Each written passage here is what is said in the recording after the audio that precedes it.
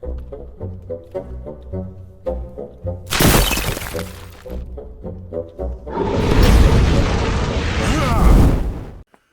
everybody, it's me, Riffraff Hornhelm, and I'm back again with another presentation from the Dwarven Vault.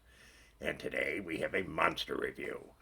And the monster we're going to talk about today is the Iron Golem.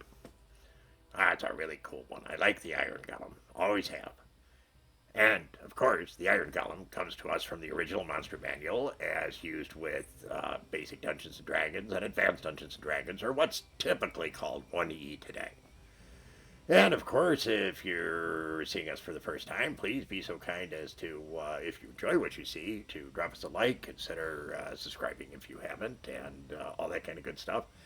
Drop us a comment, share with your friends, but most of all, come back and see us again real soon. So, on with the story. Today, we're going to talk about the, like I said, the Iron Golem, and this is a very large, powerful creature. It is 80 hit dice, and it has an armor class of 3. The 80 hit dice are used as if it were, I believe it's, is it a 14 hit dice creature? And it attacks that way. And it does one attack, but it does 4 to 40 points of damage. That's pretty nasty. Of course, being an Iron Golem, it is a golem, and it is neutral, and it's not, it's not intelligent. But it is larger than any of the other golems we've discussed so far. This is like 12 and a half feet tall. Of course, that also means that in order to create one, you have to create a 12 and a half foot tall iron statue. That's not gonna happen overnight. These take 3 months to make. They are 1,000 gold pieces per hit point, so 80,000 gold pieces.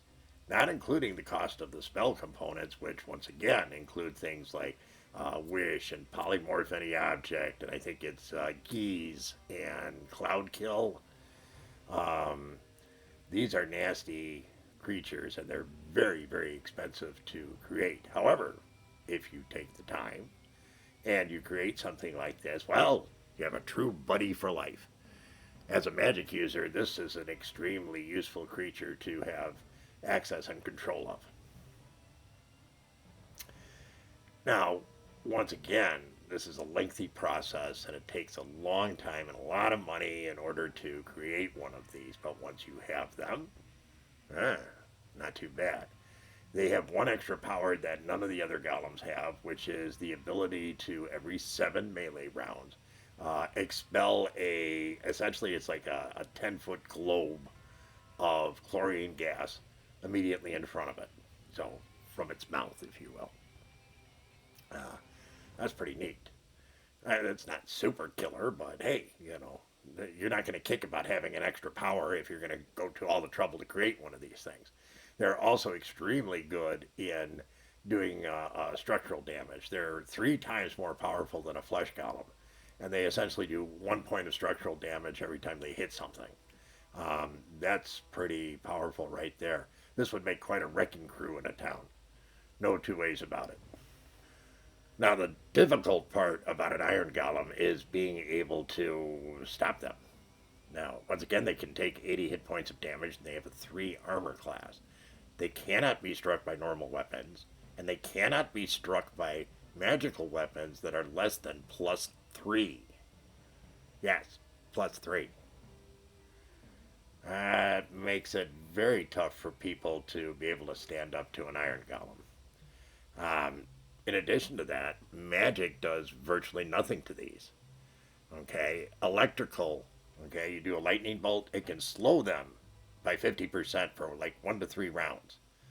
After that, there's nothing. If you hit it with a magical fire spell, it gives it hit points equal to the amount of damage that you would have done to a normal target. It's really nasty. And with that 3 armor class and 80 hit points and being able to avoid any kind of physical attack unless it's +3 or higher, wow. Now, of course, us dwarves are going to have a lot of problems with something like this if we run into. Unfortunately, I haven't run into one of these. And the dwarves I'm speaking to, I did run into one who had, and they said that the group that encountered this, it didn't go well. They ended up retreating. But of course, in an adventuring group, it's a little bit different. So we went out to the greater Hornhelm community and asked folks about what they thought about the Iron Golem. DMs came back on this one and they were very solid. This is a very, very tough creature to deal with. And frankly, most DMs said that unless they made some modifications to make it a little bit easier for the characters, that almost always the Iron Golem was successful in doing severe, irreparable harm. So the Dungeon Masters came back and they gave this one a solid 8 to 8.5. I've always thought of it as an 8 myself, but I'm not going to argue with 8.5. I think these are very powerful creatures. It takes, it's so hard to affect them. You know, the best thing you are is doing things like leading them into a trap so they fall down a pit or something like that. You don't really want to fight these direct because they are relentless, absolutely relentless. So in asking the players about it, they came back and they said, yeah, this is like an 8.5, easy, a 9. They just found them very, very difficult. I can't blame them. This is a very tough creature. As a DM using them, you have to be judicious in their use because of how successful they are against things like magic. So that, my friends, is the Iron Golem. We hope you found today's presentation interesting, informative, educational, all that kind of good stuff. If you did, please be so kind as to leave us a like, consider subscribing if you haven't, try dropping us a comment, share with your friends. But by all means, come back and see us again real soon. We thank you so very much for your very kind support. Take care, everyone. And remember, dwarves rock!